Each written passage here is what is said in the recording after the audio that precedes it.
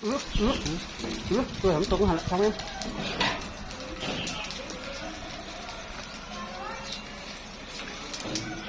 บ่เดี๋ยวมันตายเลยยังว่าท่านได้ตายแล้วนะอยู่ในดังมันน่ะมันคือหดเลยท่านโอ้มันหดเลยเนาะมันได้อันควันแล้วมันก็หดสั่นวะ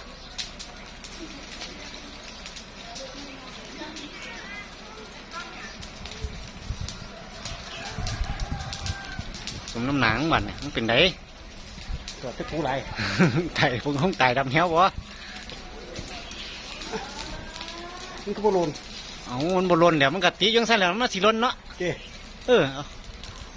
เอามีแต่เอามีดฟันต้นอันนี้รถบันเนี่ยไงวะล่ะแมนมันอยู่บ่มันอยู่บ่มันกัดตียุ่งหันละมันถึงว่าตายเบิดดอกแต่ตัวมันตอดมันตายเบิดแล้วล่ะแต่ตัวมันตอดบ่แมนคือผมมันตอดอีก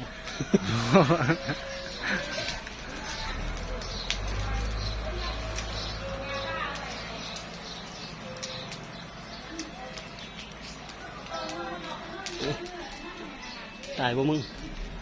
ตัวกูดีบ่ตัวหนาเมียงบ่ฟันรถบ่เนี่ยเบิ่นหรอบ่มาแล้วฟันงานหน่อยมันก่อนเด้ออยู่ฟันอันนั้นทับสายไฟขาดลงเลยเนี่ย